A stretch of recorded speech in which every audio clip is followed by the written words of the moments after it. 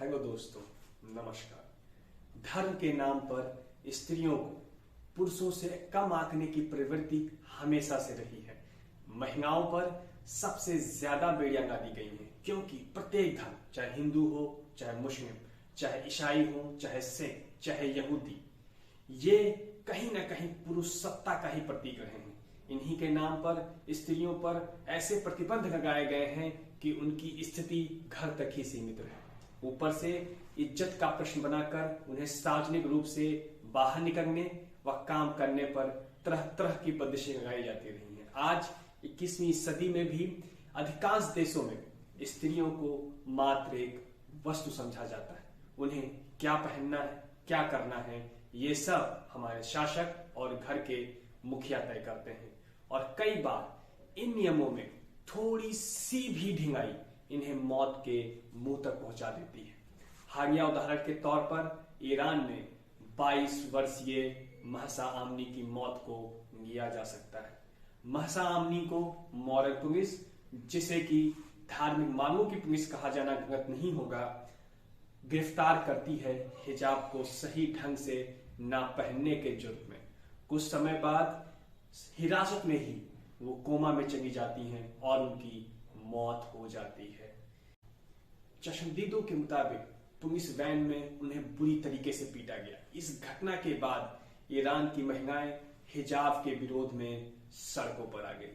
कुछ महिलाएं अपने हिजाब उतार कर उनमें आग लगाने लगी, तो कुछ महिलाएं अपने बाल काटकर इसका विरोध दर्ज करवा रही हैं और वो आजादी की मांग कर रही हैं। कनाडा, अमेरिका, ब्रिटेन जैसे कुछ देशों की महिलाएं उनके पक्ष में आ गई हैं और उनका समर्थन कर रही हैं। तो आइए हम ये जानते हैं कि क्या महिलाओं पर ये पाबंदी ईरान में हमेशा से रही है या फिर ये अभी कुछ चंद वर्षों की ही घटनाएं हैं।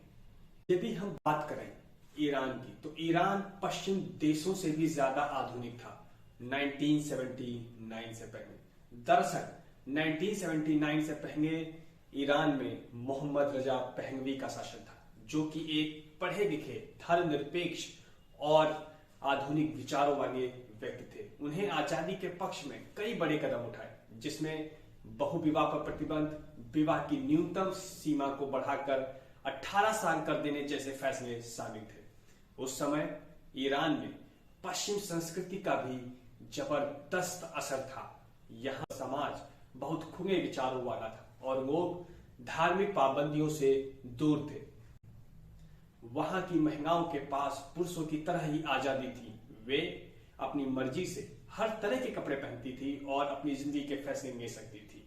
इसके अलावा चाहे हम बात करें औद्योगिक क्रांति या आर्थिक विकास की, ये सब ईरान में मौजूद थी। लेकिन इस्लामिक क्रांति जो कि हुई 1979 में, उसने महिलाओं पर कई तरीके की पाबंदियां लगाई। 1979 में इराक के शासक मोहम्मद रेजा को सत्ता से जब बेदखल किया गया था, तो हिंसक विरोध के प्रदर्शनों के बीच रेजा को अपनी गद्दी ही नहीं बल्कि देश को भी छोड़ना पड़ा था। इसके बाद 14 साल के निर्वासन के बाद देश में वापस लौटे ईरान के धार्मिक नेता अयातुल्लाह खमेनी। इनके नेतृत्व में इस्लामिक राज्य की स्थापना हुई और शरिया कानून लागू हो गया।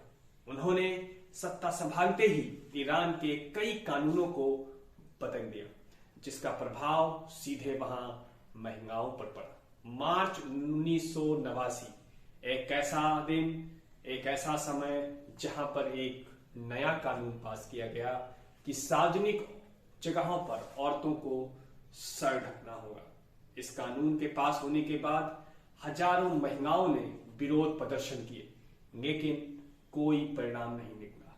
बल्कि साल 1981 में मैंडेटरी हिजाब लॉ पास होने के बाद उनकी स्थिति और भी खराब हो गई। इस कानून के अनुच्छेद 638 के तहत औरतों के लिए सार्वजनिक जगहों पर बिना हिजाब के जाना गुनाह माना गया, अर्थात गैर कानूनी करार दिया गया। इसके अलावा पहले लागू किए गए बहुविवाह पर प्रतिबंध और आयु की न्यूनतम सीमा को 18 साल करने वाले कानूनों को भी बदल दिया गया। अर्थात ईरान खुद में ही 20 से 30 साल पीछे हो गया, जो कि उसके शासक मोहम्मद रजा ने लागू की।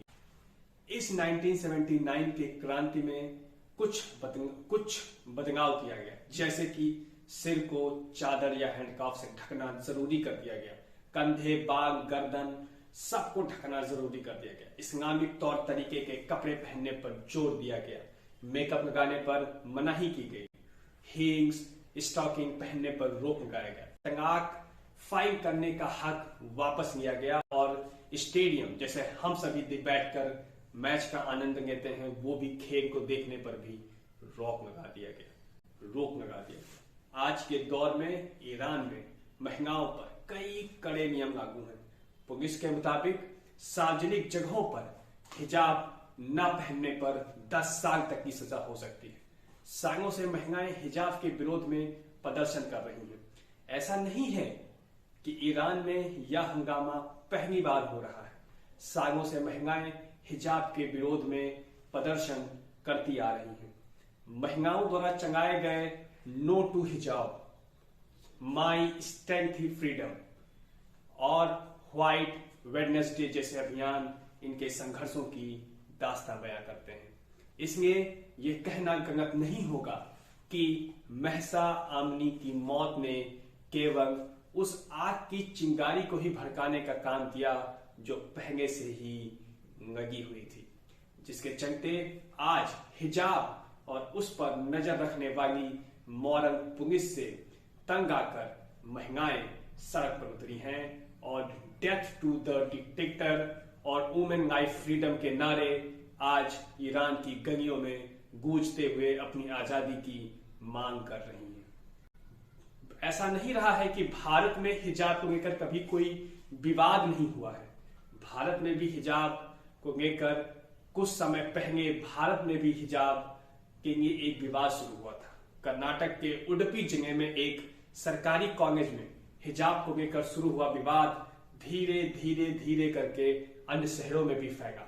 मसला तब शुरू हुआ जब स्कूल प्रबंधन ने मुस्लिम लड़कियों को हिजाब पहनकर स्कूल आने से रोका और इसे यूनिफॉर्म कोड के खिलाफ बताया गया। जब यह मामला कर्नाटक उच्च न्यायालय में पहुंचा तो न्यायालय ने अपने फैसले में कहा कि हिजाब इस्लाम का अनिवार्य हिस्सा नहीं है। विद्यार्थी स्कूल या कॉलेज में तय यूनिफॉर्म पहनने से मना नहीं कर सकते, और जिसके बाद मुस्लिम छात्राओं ने आपत्ति जताई और सर्वोच्च न्यायालय में याचिका दायर कर दी।